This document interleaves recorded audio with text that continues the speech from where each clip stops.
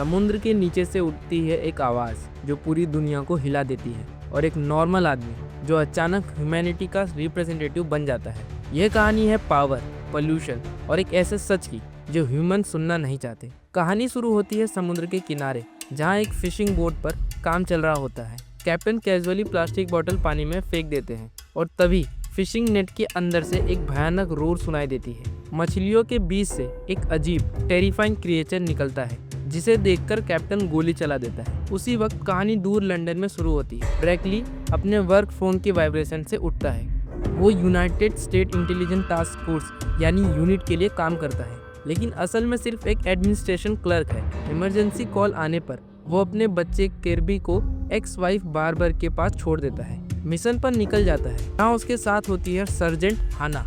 Mission के दौरान ब्रैकली को पता चलता है कि उसे एजेंट रॉगर की जगह भेजा गया है। फ्लाइट के अंदर उसे एक वीडियो दिखाया जाता है जिसमें वही अजीब क्रिएचर लोगों पर अटैक कर रहा होता है। ब्रैकली पैनिक में आ जाता है और बता देता है कि वो एजेंट नहीं है, सिर्फ एक रिप्लेसमेंट क्लर्क है। प्लेन उन्हें एक रिमोट आइलैंड पर ले जाता है, जहाँ एक मरे हुए क्रिएचर को देखकर साइंटिस्ट कंफर्म करते हैं कि ये एक होमोस्पॉन्डिल स्पीसीज का मेंबर है, जिसका पर्पस अभी भी अननोन है। ब्रैकली उस बॉडी को देखकर क्रॉस करता है, जैसे कोई अनजान खौफ महसूस हो रहा हो। रात के टाइम सिक्योरिटी ड्यूटी के दौरान जमीन अचानक कीचड़ बन जाती है और 2 सोल्जर जिंदा जमीन के अंदर डूब जाते हैं। रेडियो काम करना बंद कर देता है और एक होमोस्पॉन्डल उसी बॉडीज को ले जाता है। अगले दिन कोस्ट पर एक जिंदा होमोस्पॉन्डल दिखता है। एस्टिन डिप्लोमेसी की कोशिश करता है और ट्रांसलेटर के थ्रू शांति की बात करता है। तभी और क्रिएचर्स पानी से निकल आते हैं। लीडर का मैसेज आता है, हम पूरी दुनिया से बात कर रहे हैं। उसी पल पूरे वर्ल्ड के फोन्स पर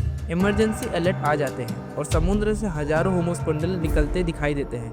ग्लोबल पैनिक के बीच इंपीरियल हाउस में शांति की बातें प्लान होती है। ब्रैकली को अचानक एक सेंट्रल फिगर बना दिया जाता है, क्योंकि होमोस्पॉन्डल लीडर सॉल्ट सिर्फ उससे बात करना चाहती है। सॉल्ट इंसानों के पोल्यूशन की वजह से मरे हुए अपने बच्चों के अंडे दिखाती है और ब्रैकली को ह्यूमैनिटी का एम्बेसडर चूज करती है, क्योंकि उसने उसके लिए रिस्पेक्ट दिखाई थी। ब्रैकली मजबूरी में ये जिम्मेदारी एक्सेप्ट करता है, जबकि पॉलिटिकल लीडर्स और मिलिट्री अनईजी हो जाते हैं। नेगोशिएशन के दौरान ब्रैकली स्क्रिप्टेड स्पीच बोलने से मना कर देता है और सच बोलता है कि ह्यूमंस प्लेनेट को बर्बाद कर रहे हैं और रिस्पॉन्सिबिलिटी से भाग रहे हैं। सॉल्ट उसकी हॉनेस्टी से इम्प्रेस होती है, लेकिन जब प्रॉमिस स्लो और खोखले लगते हैं तब अचानक दुनिया भर में प्लास्टिक की बारिश शुरू हो जाती है। समुद्र का सारा कचरा शहरों पर गिरने लगता है, रोड्स ब्लॉक हो जाती है और केओस फैल जाता है। ब्रैकली अपने फैमिली को मुश्किल से बचा पाता है जब एंकर और डीब्रिस आसमान से गिर रहे होते हैं।